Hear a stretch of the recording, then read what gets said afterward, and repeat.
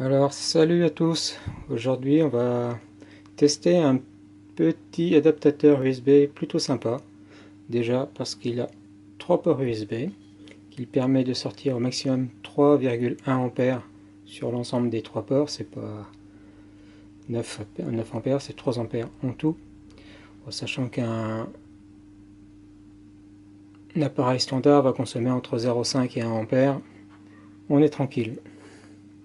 Et l'autre chose très intéressante, je ne sais pas si vous voyez, ici il y a un petit afficheur et ça va nous afficher la tension et l'intensité. Pareil pour l'ensemble des ports en même temps. Alors cet appareil, je l'ai acheté chez Gearbest pour 2,50 €, c'est quand même vraiment pas cher. Et on va le brancher, ici j'ai mis un wattmètre secteur. Voilà, il m'affiche 5 volts 15, ce qui est bien. Et ici, j'ai un analyseur USB branché à une charge réglable. Elle est actuellement réglée à 0,5 A. Je la branche. Voilà. Je mesure bien 5 volts et quelques et 0,5 A. Lui, hélas, m'affiche 1 ampère. Donc on voit, c'est un peu dommage. Je vais augmenter.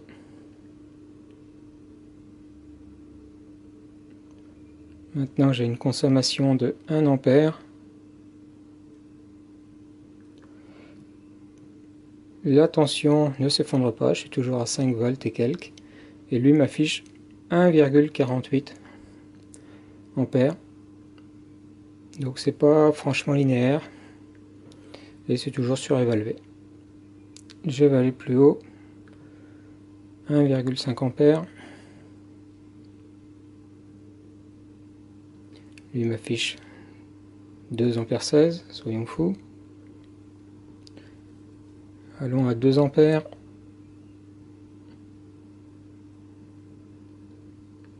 La tension est maintenant très légèrement en dessous de 5 volts, mais rien d'inquiétant. Et lui m'affiche 2,66. Donc on est toujours dans les 30-40% d'erreur, voire 50%. Pour le moment, il ne s'échauffe pas plus que ça, donc tout va bien.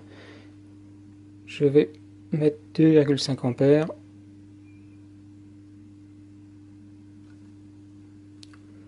La tension a légèrement chuté encore, mais toujours pas d'inquiétude. Et il m'affiche, au lieu de 2,5, 3,24. Donc on reste toujours dans les 30% surévalués. Et pour ce qui est de la tension, il ne l'affiche pas. Des fois ça bascule, des fois ça bascule pas. Alors est-ce qu'il y a un truc tactile que j'ai pas trouvé? Peut-être. Et je vais finir par 3 ampères et on voit qu'à 3 ampères ça lâche. Mais c'est peut-être mon appareil qui ne supporte pas.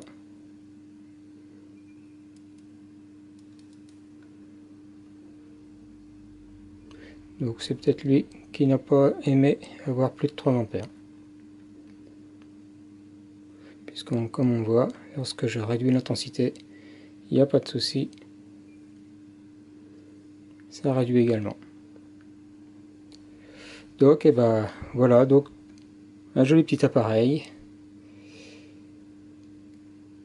qui surévalue l'intensité, mais bon, lorsqu'on le sait, c'est gérable, qui doit pouvoir bien encaisser 3 ampères, quant à mon appareil qu'il va falloir que je démonte pour voir s'il est grillé. Juste pour finir cette vidéo, voilà ce qu'il y a à l'intérieur de ce joli petit chargeur. Donc on rencontre ici le transformateur pour la lime et découpage, les pinces pour la fixation au secteur sont de bonne qualité. On passe par le pont de diode pour redresser la tension secteur, on la filtre avec le condensateur haute tension. Ensuite on va dans le composant de hachage pour générer la tension de 5 volts dont on a besoin.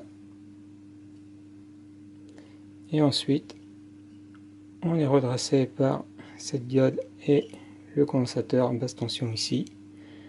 Et on passe par le petit voltmètre et le shunt qui est là. Alors le shunt est une résistance de 0,05 ohm. Dans mes calculs, si elle était à 0,03 ohm, on devrait obtenir quelque chose de beaucoup plus correct ici. Et puis ici, c'est des chips pour simuler les pins du milieu en détection, puisqu'il y a certains appareils qui ne veulent pas être branchés sur un adaptateur s'il n'y a pas des signaux de données. Donc ça simule les signaux de données.